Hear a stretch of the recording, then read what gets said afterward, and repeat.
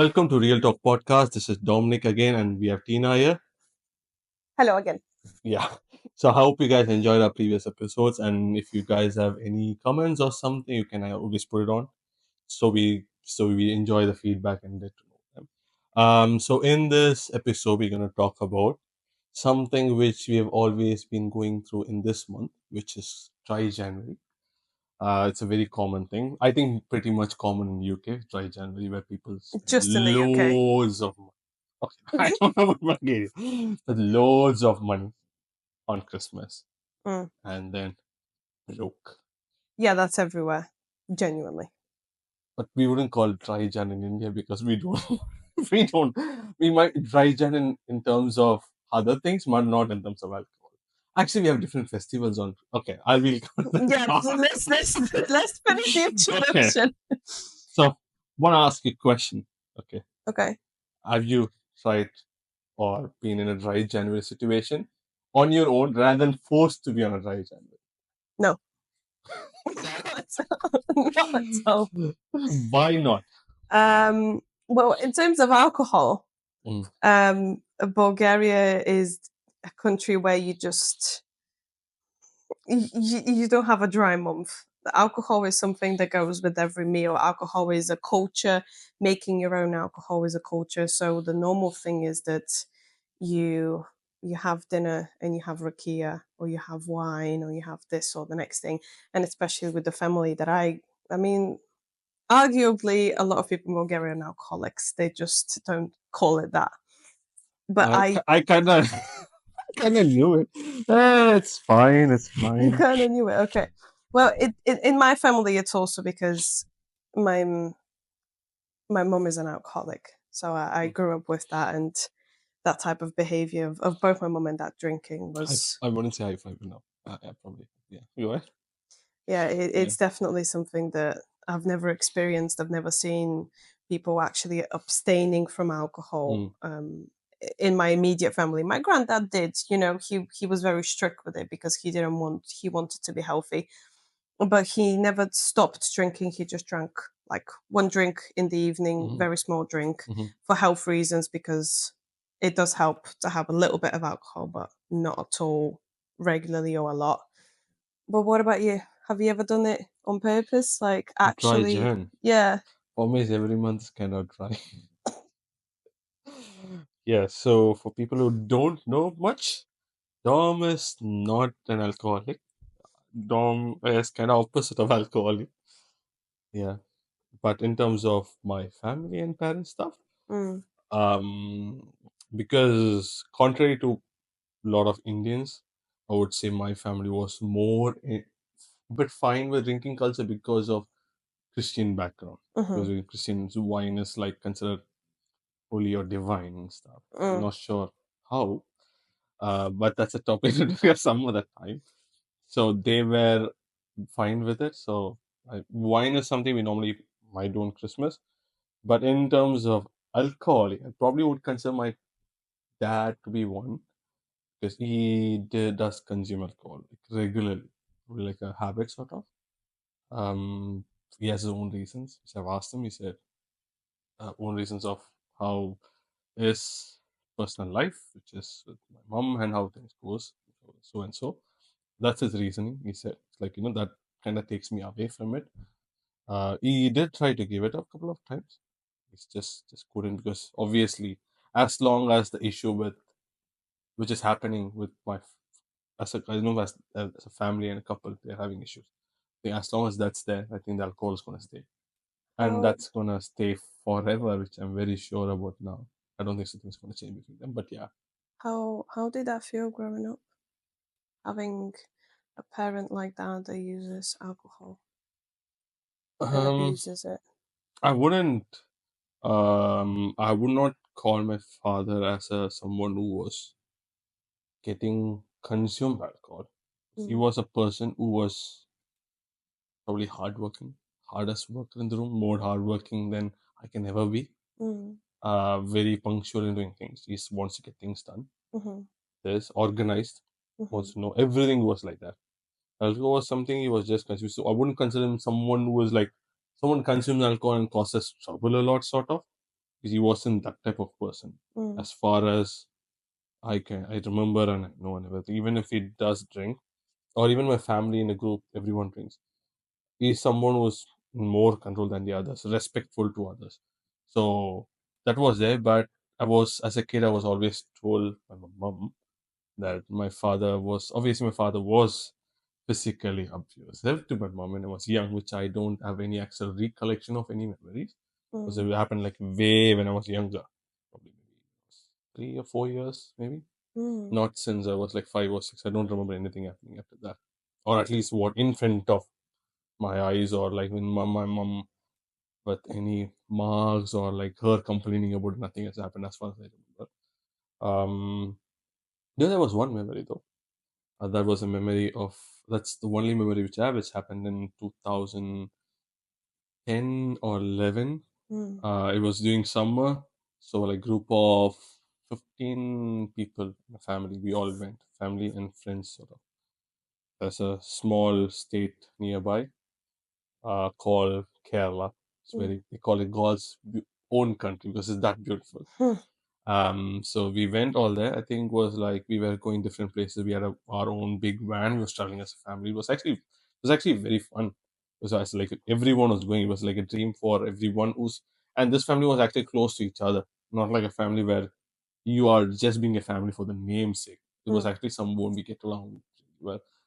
So we went, and then it was all fine and everything. And we were moved to a place. We found a hotel which to stay.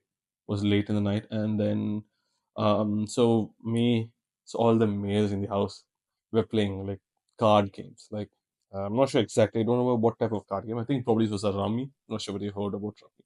No. So yeah, it's very famous game. Mm. So we were playing that. Me, my brother, and my dad and my grandfather, and then one, I think, couple of other relatives also. So we are playing. My mom and the girls, they were in. So we had like a 3 or 4 rooms booked in the hotel. Mm. So it's like we were in one room, like the girls were there. So mom was like, she came and I was like, I'm hungry and I have to go to because she had like, want to. My father said, oh yeah, we'll go and this and that. So in like 20 minutes or 30 minutes, again, I'm not sure exactly how long it happened.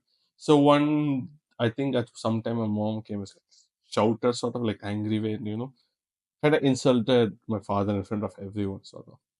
And my father was angry, obviously, because he was handling, and my father was more financially stronger than he was kind of actually putting more money and trying to be, okay, this going to be. So I'm a kid who was kind of got what he wanted as a kid most of the time. And now I'm a bit fine, but previously I used to, if I go there, I wouldn't live in a better place or try to do better places and live. So because of me, there are times where others have to get a better hotel to sleep and do because they were not like that capable to do. But because of me, they have to do. So my father would normally put more money into it because of me. The Mm. only sole reason is me, because I'm like that. They spoiled you. Spoiled you. Yeah, yeah, totally. Now it's not the case. I'm a very nice person. I'm very humble. Yeah, just lives in this very simple life. Yeah, With a cleaner. No. yeah. So, Your mum shouted at your yeah, dad mom in front shouted of at my dad, everyone. and my dad was obviously like got angry. Obviously, he went back. He used certain words, very abusive words, and they were back and forth. And everyone is happening in the corridor of the hotel. Oh. It was in that center. Like my father was obviously because we all playing was consuming alcohol. So I was angry because I could understand why my father got angry because in front of everyone, he wouldn't like it, but doesn't justify his action of trying to go physical or try to hit my mom or something. Like it was like he was in there. I was holding my father from back. My brother was standing in front of my mom. I dragged my father. When he raised, it was like I think I remember he was wearing a shirt. Just pull the shirt, like Jesus. like I pulled it. My father was trying to. My brother to defend. Obviously, he's not going to hit my father. Obviously. Like defended. My father hit his hand and then stopped. My mom fainted. She was Sorry. like properly like how in movies. She actually did faint. And then that happened and we calmed down. And obviously, hotel management people, everyone they came and they kind of tried to sort it out. Like, oh, this, that. Obviously, warned, like, don't do this. Because obviously, if we go, then we calm down. And I do not remember how that night ended. I don't remember, I'm being honest. I have only vague memories of what happened that night. I think we all in sleep. I think I slept with my mom, or I don't know. My father was what happened. But next morning it was obviously awkward. There was no communication of what is happening. And we were obviously have a breakfast, hotel has a breakfast. We have to go somewhere else. And I didn't speak to my father the whole day at all. And I didn't eat at all because I didn't like what my father did. So I didn't eat from that night. I remember from morning I didn't eat. That night, from morning, from afternoon till night, I didn't eat. And we were convincing me, and I'm not. I don't like what you did. I'm not going to Did eat. he ever apologize to you? Yeah, with me later came and he said, I know this and that, but he showed his hand. His hand was swollen. Because we didn't know why. It's like it was actually freely swollen. Yeah, we didn't know why. Later we realized he had a fracture, but still it was like continued. Once he came back home, like 2 3 days, but it was there, and he apologized. Then he made me like console this and that. This that. My mom also said, "Go eat. It's fine." Subscribe to our channel and follow us on social media at Real Talk Video Podcast for more honest conversations. Did did he apologize to your mom? Mm. I don't know. Maybe, yeah, I don't know. But yeah, that's the memory of what happened. And after that, obviously he didn't hit my mom. There's nothing happened, No, but he thankfully. was gonna. But he was going to, obviously. So that then we came home. So this is what actually happened. That's the memory which I have. And after that, nothing has happened. But yeah, we obviously verbal abuse is going to be there in my family. Have listening ear, this, that, or always been silent. I think when I moved back and I went back, this is probably the first time I actually raised my voice. So my mom was speaking and I spoke back. My father was speaking, I spoke. My father was actually angry. It's like, oh, now you start learning, you're speaking back to me. It's like, yeah, doesn't have mean like reason. So yeah, it was very yeah. Now it's fine. Now things are fine. My parents kind of realized that. You know what? He is adult now. They always thought like my kid. They treated me like a kid. Now it's adult. Now so they just believe that I'm mostly I can handle myself. So what about Nice. you? Like I obviously alcoholic mom is even more gonna be strange because normally culturally mothers are the homemakers and they want to handle the house most of the time, Mm. day to day, like food wise, taking care of children, pampering, showing love and everything. If mom is I mean, if dad is an alcoholic, normally what would happen is he wouldn't be successful in his career, or he will. That is one thing you would do. He'll will mess up, won't spend time with kids. That even if the father is not, that would be like different because of patriarchy culture. So if a father is alcoholic, he would not treat mom good. Kids, he won't spend time, but always he'll be hurting the mom. But with alcoholic mom, which I'm very curious, because I've actually never heard, or it's not a common. It's actually I wouldn't say nice. It's a very rare thing to happen in India because alcohol, as we have discussion, alcohol is not a It's not uh, something that you guys consume in never seen, general. never It's seen not, an yeah. no, never. So I'm curious to know. Um, well, they both drank, Mm, but my mom had mental health issues from a younger age in her life, and she was on antidepressants. And when my grandmother passed away, the grief of that really took her by surprise, and she wasn't ready because my grandmother passed away very quickly. She got diagnosed with cancer and passed away, and that really kind of it. My mom was stricken, I think is the way. Yeah, grief struck. Yeah, yes, she was grief struck, so she turned to alcohol. And my grandmother used to be an alcoholic, so so it's a coping mechanism also for well, her. she grew up with it. She grew up with seeing my grandmother like that, so she kind of took on that behavior of. I guess she learned that you don't process your emotions; instead, you drink them. Mm, Okay, if my I my have to. father's reason. Exactly. You don't process your emotions. You drink. Mhm. So that's what she did, and it started when I was young. I was around 13, and my grandmother passed away. She started drinking before she even passed away, and then couldn't stop. At first, she said she needs to drink because she has nightmares. of my grandmother. Like she can't sleep because Mm. she's dreaming about my grandmother and their nightmares. That about how she was dying while she was, next to her while my grandmother was actually, passing away the last night that she was with her and everything in the hospice. And then with time, it was just because it was that combined with the fact that my dad cheated on her. Um, and she That's was not amazing dealing. choice of that father's action. Perfect time to do I that. know, I know. It Amazing was just action. like right there and then. Yes, I'll do man, it. do it. One more thing. Oh, you already in And sorrow? Let me add more. So you feel like later once you heal from it, you'll be like, oh, one more again, rather than that just deal with it all through at one moment. yeah, Yeah. just Smart. stack it up. That was smart, bro. Stack it up because that's Yeah. gonna keep her. That's gonna keep her tolerance for shit Yeah. higher. Anyway, so yeah, that those things that were combined together really got her to start drinking a lot, and um, it was really sad. It's like she was the type of person that would keep everything in, Hmm. and I kind of learned that from her, where I don't use alcohol. And seeing my mum the way she was, I don't use alcohol the way that she did. But seeing her doing those things, it's kind of like when she was sober, she was keeping everything down, and it's like everything was okay. There was no emotional reactions, there was no anything. And as soon as she started drinking, if she would get angry, and it wasn't towards me, Hmm. it was just towards my dad about the cheating.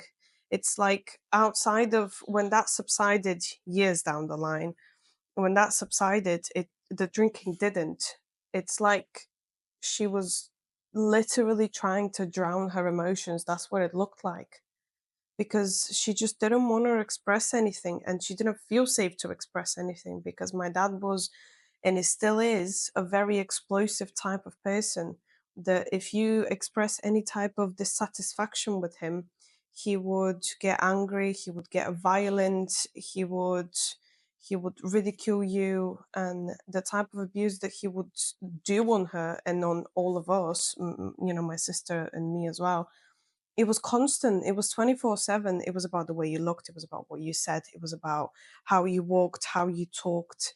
And growing up with that type of constant like criticism, I understand why she did what she did. It's because it's the way she decided to cope.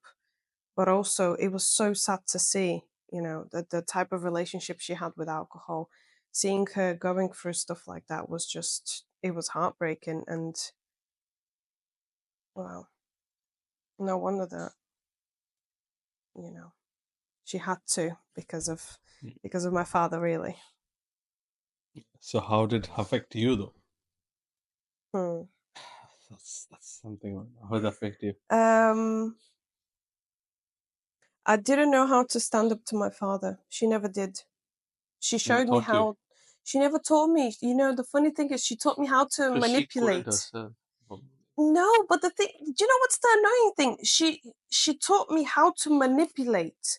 She was like, "This is what you do if your father is in a good mood, and this is what you don't do if your father is not in a good mood." And it's like I have to tiptoe around people's emotions and people's emotional states for years afterwards until I realized that somebody else's emotional state is not my responsibility. Somebody else, um, and how they feel in that situation is not something that I should make sure that they're in a better state before I have a conversation. I have to trust, like everybody has a responsibility. Like I said in the previous podcast, everybody has a responsibility of healing. And if you're not able to come into a conversation actually thinking about those things and actually working through something before you come to it, then it's not my responsibility to take your shitty behavior with no apologies. And that's what she taught me, how to read somebody to make sure that they're in a good mood before I bring up something. No, that is so much responsibility, so much energy that you're wasting of yourself. And I understand why she did it with him, but I am so angry because she never taught me how to realize where I am. Instead, I should fully abandon myself. That's what she taught me, how to abandon myself. Totally. wow. Yeah, that Okay. was deep. Wow. That was deep. You taught a kid how to ban? Oh shit. That's crazy. Mm, Oh shit. That's like mm. that's That wasn't fun. That wasn't right in any way. Yeah, I think is there anything particular because she felt has she ever spoken to you about her? I mean, your grandfather, like your mom's father, like how was he? My grandfather was good. My grandfather was a very good guy. It was my grandmother. It was my grandmother. Like if we have to try and explain because of her own trauma responses, it was my grandmother. Mm, And she never had the opportunity to get to the healing stage of things so she can start healing the generational trauma for herself. She had other issues. She had to take care of my grandmother. She had to take care of, that side of the mm, family. She was the one that was working and taking care of her grandmother, granddad, and my grandmother. mm, Like she had three people she needed to take care of. So she didn't have the time to look at herself, and eventually that pattern continued to the point where she never did look at herself. She was the reason why she was living. Even now, me and my sister is the reason why she's living. She's saying that we are the purpose of her life. Outside of us, she doesn't have a purpose. And that angers me and breaks my heart because she's a shell of a person. And I can see that. And she refuses to. And it's the most heartbreaking thing to see as an immigrant as an immigrant child, seeing that your parent is just refusing totally to grow emotionally, totally to heal themselves, totally to look at themselves and actually find happiness within, and that they're just stuck in that type of belief. And the hardest is with mom because dad is staying there. I'm not talking to him. I don't have conversations with him anymore. With one parent, sometimes a lot of children will find that with one parent, they have stopped all communication, which is really hard to do, by the way, especially when you come from a country like Bulgaria where family is the first thing that comes to mind. Like that should be your priority. Blood is, the mm. thickest thing, that type of stuff. You get what I'm saying. Very, very much similar. Yeah. Yeah, so for me to stop communication with him, you wouldn't believe the amount of backlash I had on that one. How dare you stop communication with your father? He's your father. He got you into this earth. Da, da, da. Fuck that shit. Fuck that shit. When somebody, I don't care. When somebody Yeah, I think is, go there. It's yeah, probably yeah. I've fuck that shit. When somebody is that, detrimental to your health, it was the best decision I could have done mm, in so many ways. But the more heartbreaking thing is with my mom because she showed us love, she showed us devotion, she showed us that she cared for us, but she also allowed for him to abuse us emotionally. She also allowed for him to abuse us physically, which is why it's more heartbreaking to see her not doing even better because I know that she has the capability. I can see that she has a capability, but she's not doing it. It's really sad. I mean, Don't forget to like this video if you enjoy the conversation. yeah, I get it. I think that's the thing of how I'm not sure about your mom's support system. They are a really good support system. Then probably would have been much things would have been better. Mm, I would probably say my mom was lucky to have a support system when that happened in her life. That's why, because otherwise, my mom was used to tell me before if my close family relatives they are not there when the time needed, I'm forever grateful for them in any ways. My mom was also if they were not there, my mom was pretty much sure that if she's gonna take her life off or something, it's gonna be like probably because she doesn't want to leave us alone. She probably would have done to us, me and my brother, and hers as well together. She told me this once. If that's mm, the case, thankfully, luckily, nothing happened. So I'm grateful, but mm. I'm also a bit lucky because I didn't have to go through all of those things as a child. I don't remember most of them. Just lucky. I would probably say I would consider. I mean, I've been to things, but I would probably consider lucky when obviously I hear about things. How Well, my mom tried. I mean, everyone try, but again, one thing which I realized is you can try, but you need also someone else to have a support system to push. You know what, you can do it. Yeah. If someone's not having any hope on you, then it's kind of hard. You always need to someone self confidence good, but it's much more better if also there's one more person. You know what, if you're down, to pat your shoulder and say, you know what, you can fucking do it.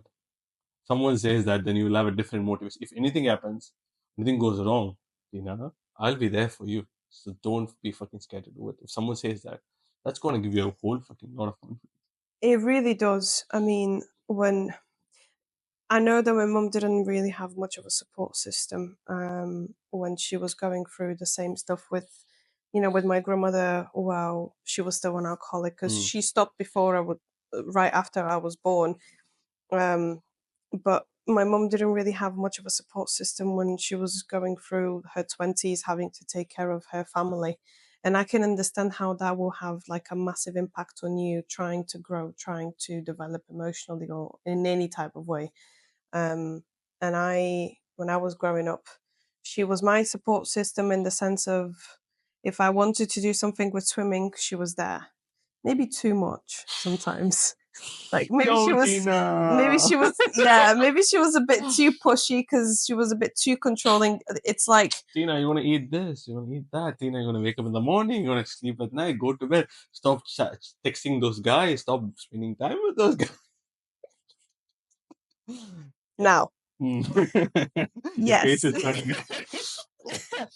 Let's not diverse into that one. Let's Yeah. not divulge into that, sorry. Yeah. But no, it's like when it came to her supporting me, it was too much and she couldn't take any type of criticism around it. It's like because she didn't get any type of support from her mom, from my grandmother. My grandmother was only pushing her towards the thing that my grandmother wanted my mom to do. She didn't support her in the ways that my mom wanted to be supported. And my mom did exactly what my grandmother did, which is my grandmother gave my mom what my grandmother wanted, and then my mom gave me what she wanted as support, as love language, as dedication. It's the things that I didn't want. She didn't hear me when I said, "Hey, mom, this is too much. Hey, mom, you're too controlling. Hey, mom, you're too invested into this."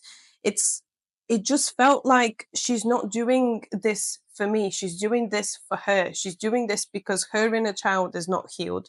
She's doing this because her inner child didn't get the types of things that she wanted from my grandmother. And it was never about me. And that's really triggering because she's not raising me. She's not allowing me to find my own way and for me to get my needs met. She's raising her inner child using me to do it. And that's fucked up. Do you, is that logical? Yeah. It's just I've, fucked I've up sort of because related. I could tell things about that similar things as yeah, because it's so annoying, and that's why I really really wanted, and I am dedicating my life to healing my own inner child and giving my inner child the type of stuff that I needed when I was young that I didn't get from my mom, that I didn't get from my father, because I do not want to pass that type of stuff to my child. I don't want to raise my child the way I wanted to be raised. I want to raise my child in an environment where they can tell me what they need. They can say, "Mom, I need this," or "Mom, I need that." Yes, there's obviously stuff that every child needs, which is structure, which is boundaries, which is support, and it's a safe environment. But I want my child to feel comfortable to tell me, "Hey, Mom, I don't want to be hugged this way. I don't want to be spoken to this way. Hey, Mom, this wasn't fair for you to say. I didn't like the way you just spoke to me." You know what I mean? There's actually stuff coming out for children, if you've seen, there's a specific boundary song. If you've seen it on Instagram, you probably haven't. But it's that I fully forgot how the song goes, but it's essentially a child song, which every there's a few children that I've seen that they've learned. I don't like spoken to me this way. Da da da da da. It's actually singing, well. but it's to express, hey, this is above my boundary, so stop doing this. And it's so so kind to see and so nice to see. And it's what I'd like to do with my children because I don't want to raise me Mm. through my child. That's not fair to my child. Yeah. And what they normally do is, I mean, they were like, we suffered a bit. And I don't want the child to suffer. So I'm gonna give this child what I wanted. Yeah. That changes the thought. It's like you should have been like, if my son, obviously child is also want certain things like this. Mm. But what I wanted as a kid is not what also my child also gonna want as a kid. They don't know Yes. that. They think that because I wanted this as a kid, I probably think my kid also wants the same as a kid. But that's not the thing. No. Uh, if I have to put it right, my parents were not educated Mm. in a way. They didn't have like a college degree or something. My mom just studied till probably like what call it 10th grade, whatever A levels, less than A level it was. My father also same. So they didn't. So when they wanted, they always force on education. They want us to be like at least get a good college degree or this university or something. So that's it's good because my parents would do anything for education. That's one of the reasons why I'm still here Yeah. because they were able to spend lots of money for me to come and study here. So in terms of whatever it is. But the thing here is they gave me like options of these are the things you want to study. You want to either become an engineer or a doctor. Those are Mm. the two options I had. I never. But obviously, I do like being a doctor and stuff because I was always fascinated about how science works. Mm. And by the time you would have seen my YouTube, you would know that I like to know about science and stuff, knowledge-wise and everything. I did. I enjoy. I kind of actually know a lot of things. But once I grow up, I could realize, the job would be kind of boring for me. Doctors, like same thing, doing kind of repetitive. It's not like not stimulating or like something which feels like very stagnant or something. Wasn't passionate enough to do. I was passionate on video editing and stuff, but they didn't want to because they were very against it because they felt that wouldn't give me a good career wise or something because that's what they understood based Yeah. on their experience. So I can understand why parents do that, but at the same time, they need to have a proper communication and talk in terms to kids. And one more thing here is, which because you said that parents will be open, when a kid shares their boundaries or their feelings or something, or like tells parents not to do this and that, Mm. the parents get pissed off Yes. because they don't like to be told, No. especially by a kid. Well, Because they're like, "Oh, you're a kid. You came out of me. How dare you can say that? how dare you have an opinion? Yeah, how dare you have an opinion? How can you say that? We know better. Do you I'm your know what that parents. is? You think I don't know better about you? That's exactly Mm. what they say. Do you know what that is? No. So in psychology, that's explained as so firstly, obviously it's an ego response. It's Mm, your ego in that moment as a parent having the reaction of how dare you, as mm, if that child is less than you. That child is just the same amount as mm, you are. Don't try to do it less. It's the it's because when you were a child, mm, that's the type of behavior that like you would speak up like that to your mm, parents and your parents would say that to you. So now you only feel justified to do the exact same thing to your child. Now, that's not fair mm, because firstly your parents should never have been allowed to do that to you or allowed themselves to do that to you. Your child should be confident to tell you because what happens if you have an abusive teacher or you have an I've had. abusive partner that I'm not. Yeah. you have an abusive partner and you don't have the confidence to speak up. Where does that start? That starts from the fact that you're not supposed to say, and when I say abusive, I don't mean abusive teacher in the sense of they're just being bad to you in school or they're just telling you off. Because we are taught that even teachers in school, when they tell you off, you're supposed to not argue with them. You're not supposed to say, hey, but this is something I'm not actually comfortable with. I'm talking about an abusive partner physically. What are you supposed to do if your parent has been emotionally abusive to you or physically abusive to you? And then you actually grow up and you have abusive partners, you have emotionally abusive partners, and you weren't taught to stand up to that. What were you taught? You were taught to shut up and take it because your parent knows best. Especially in Eastern Europe, it is so common. I don't know about Oh, it's India, very common. but It's it's like based on your age, you need to give respect to the person, irrespective of how the person treats you. yeah, That's it. Age, respect. fuck that. Yeah. Thanks for watching this episode.